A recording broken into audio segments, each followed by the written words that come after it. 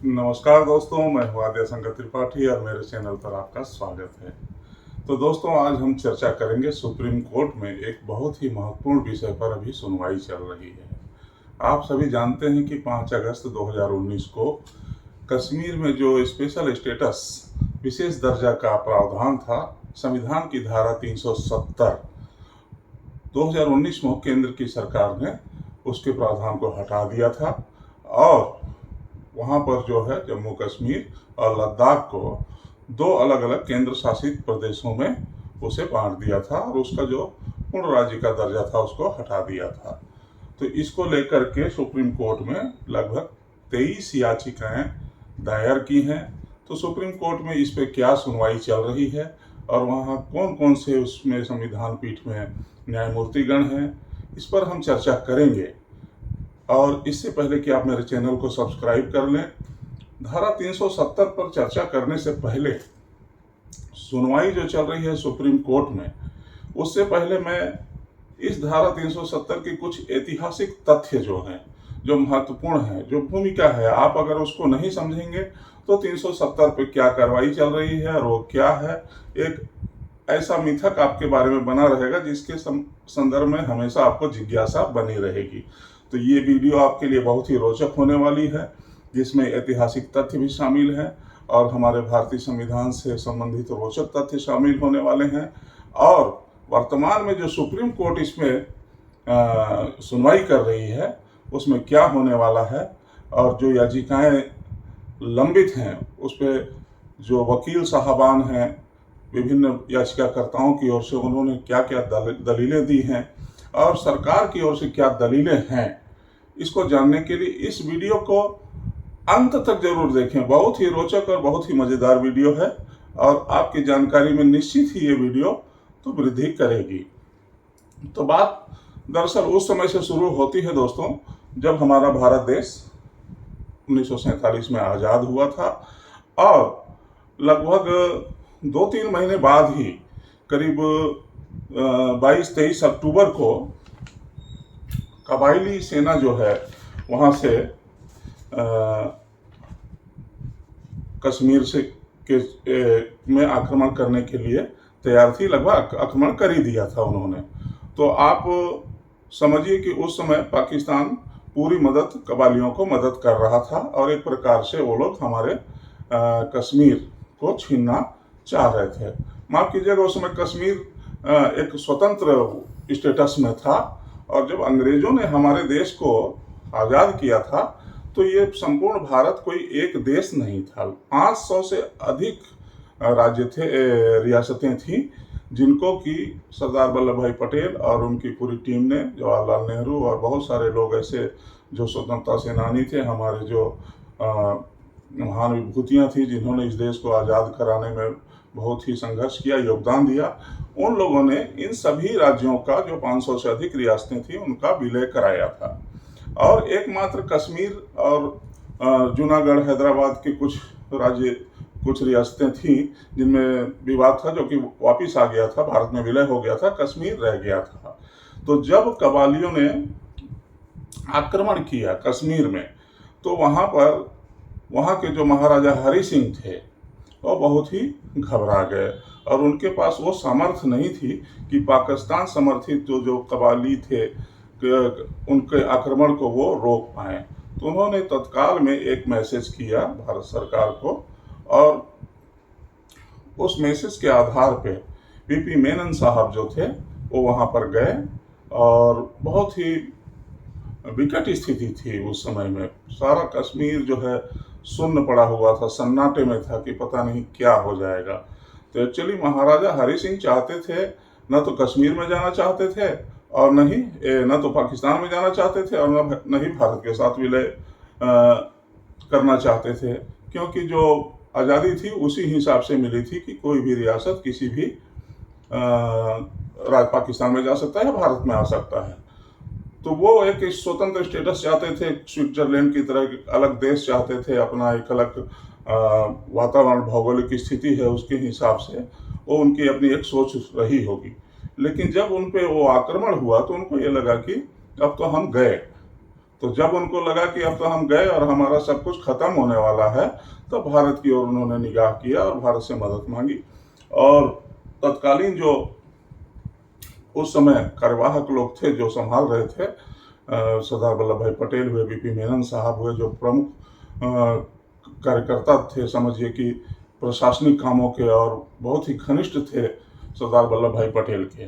तो वो वहाँ पर जा कर के तत्काल में बीपी मेनन साहब ने जैसे कि पूछा था, मैं पढ़ा हूँ इन सब चीज़ों को, जो ऐतिहासिक तथ्य हैं और जो अखबार हैं, और काफ़ी इस पे रिसर्च की गई है और विस्तार से इस पर व्याख्या की है। तो कई किताबें लिखी जा सकती हैं, लेकिन वीडियो बहुत लंबा हो जाएगा, इसलिए मैं संक्षेप में ये तथ्य आपको बता रहा हूँ ताकि 370 के वास्तविक तथ्यों को आप समझ सकें। तो उस समय जो है इंस्ट्रूमेंट ऑफ जो है एक्सेशन, जिसे विलय पत्र कहा जाता है, 2 पेज का था और सभी रियासतें उसी आधार पर शामिल की गई थी।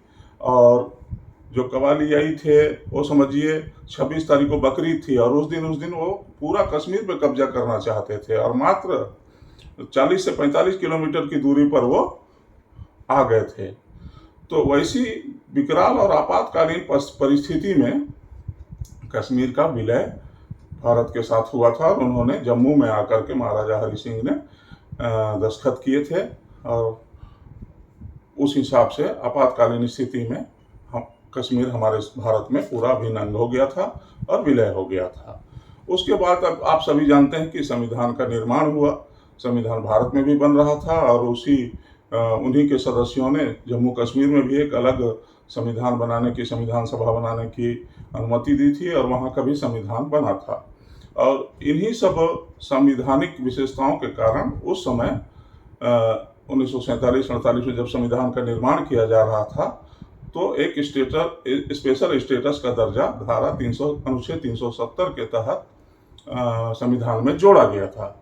और वो बहुत ही एक विस्तृत व्याख्या है। कुछ व्याख्याकार उसको स्थायी बोलते हैं, कुछ व्याख्याकार उसको अस्थायी बोलते हैं, और वो संवैधानिक और गूढ़ विषय है। चूंकि ये भूमिका है इसलिए इतना ही बताना आवश्यक होगा। तो इस व्यवस्था के अनुसार 370 वहाँ पर संविधान में आ गया था। इसके तहत उनको जो है एक स्पेशल स्टेटस मिला हुआ था और भारत सरकार के पास रक्षा, विदेश और संचार, इन 3 मामलों में कानून बनाने की अधिकारिता थी और शेष मामलों में कानून बनाने की अधिकारिता जो थी वो जम्मू कश्मीर राज्य सरकार को थी। तो ये तो वहाँ की स्पेशल स्टेटस की व्याख्या हो गई। अब इसमें क्या हुआ कि 1954 में 14 मई 1954 में इसमें आर्टिकल 35A जोड़ा गया। तो आर्टिकल 35A के तहत जो है 370 में ही जोड़ा गया, जो कि कश्मीर के लिए एक स्पेशल प्रोविज़न और देता है।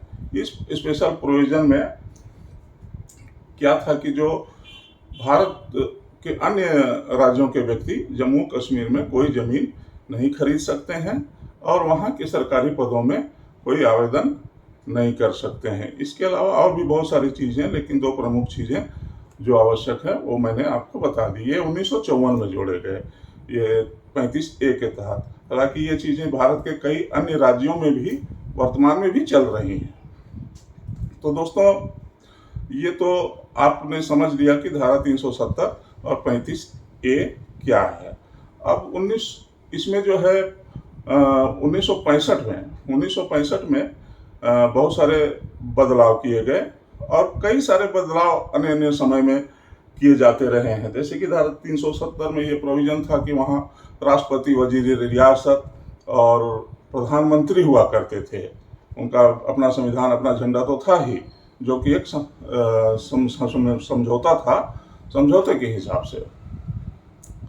तो 1965 में जो है तत्कालीन जो सरकार थी, उन्होंने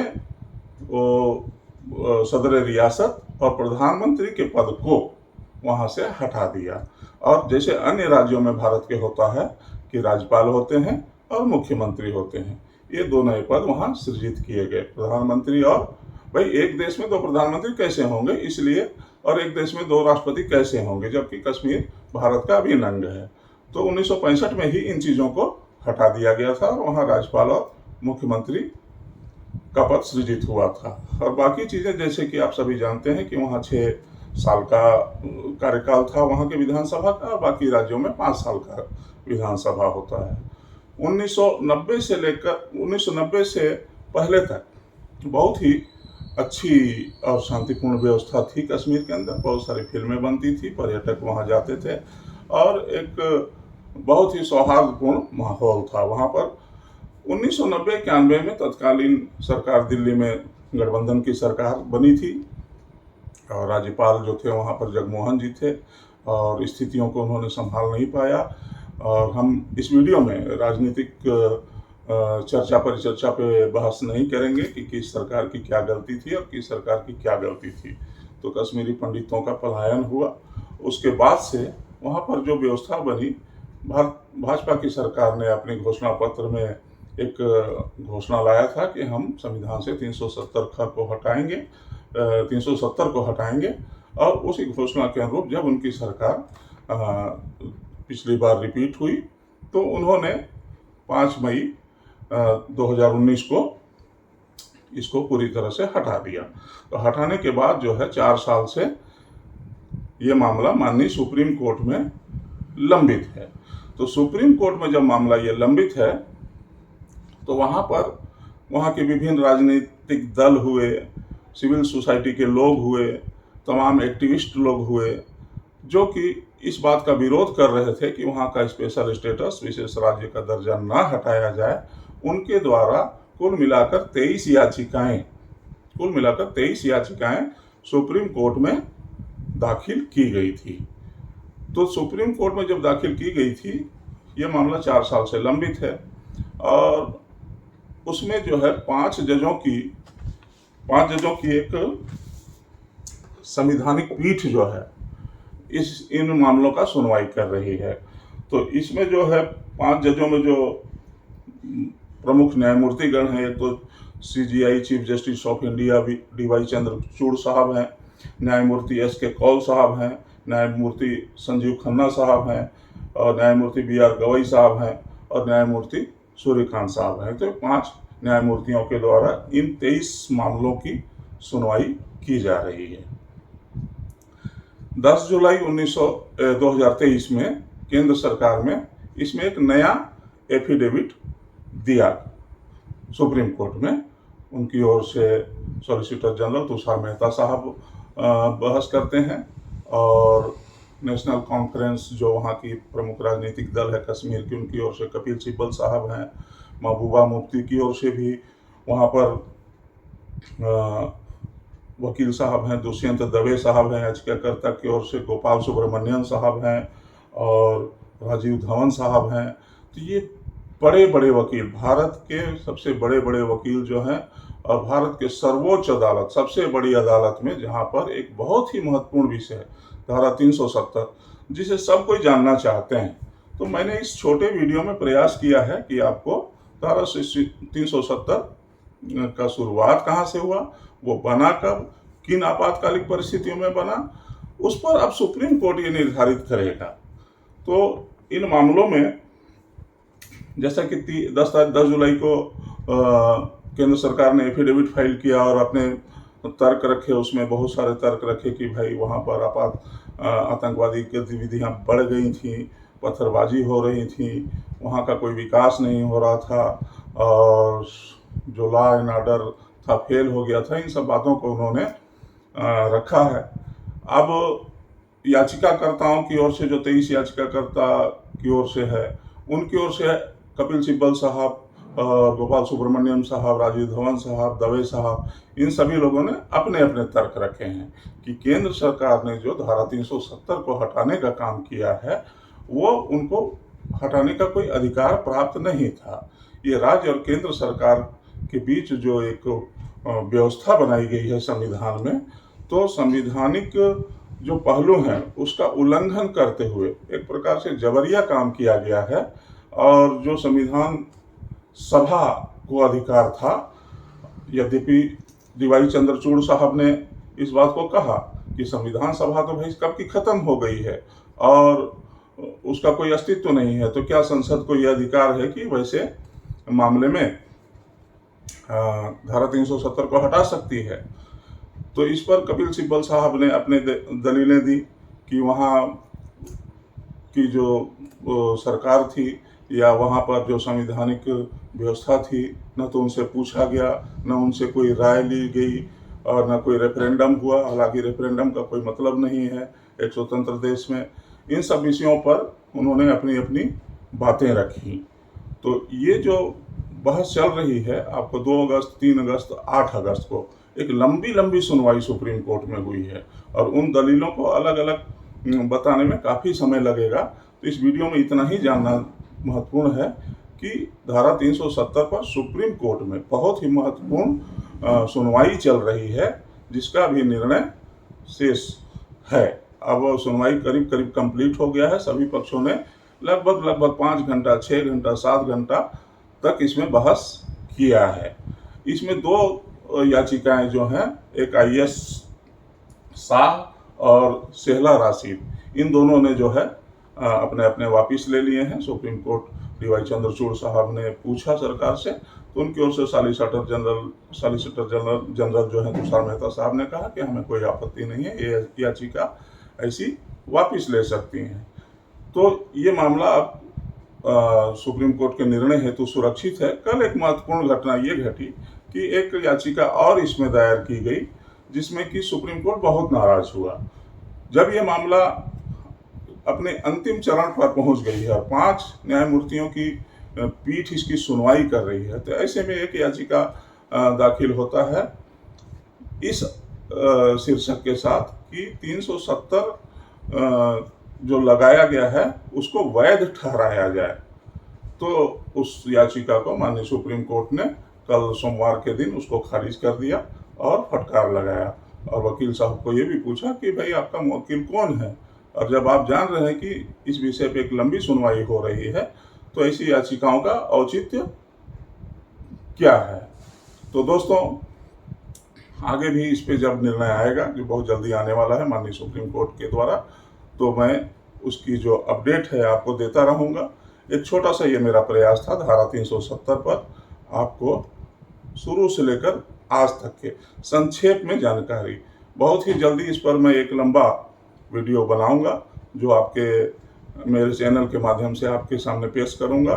एक प्रयास के तहत मैंने ये वीडियो आपके लिए बनाया है। ये वीडियो आपको कैसा लगा? चूँकि हम राजनीतिक चर्चा नहीं करते हैं और किसी भी सरकार के पक्ष या विपक्ष में हम बात नहीं करते हैं। सभी सरकारों की अपनी अपनी अच्छाइयाँ हैं, अपनी अपनी गलतियाँ हैं। तो हम सिर्फ कानूनी पहलू पर ही बात रखते हैं इस चैनल के माध्यम से। और जो आपको भी पसंद है कि किसी भी राजनीतिक विवाद में हम ना आए, और जो उसके कानूनी पहलू हैं, जो उसके संवैधानिक पहलू हैं, उस पर क्या हो सकता है और क्या हो रहा है, और इसमें देश की सबसे बड़ी अदालत जो है हमारी सुप्रीम कोर्ट क्या सुनवाई कर रही है, इस पर हम आपको अपडेट हमेशा देते रहेंगे। तो देखते रहिए मेरा चैनल आद्याशंकर त्रिपाठी एडवोकेट। और वीडियो आपको कैसा लगा कमेंट में ज़रूर बताएं, लाइक और शेयर ज़रूर करें दोस्तों। धन्यवाद। जय हिंद, जय भारत।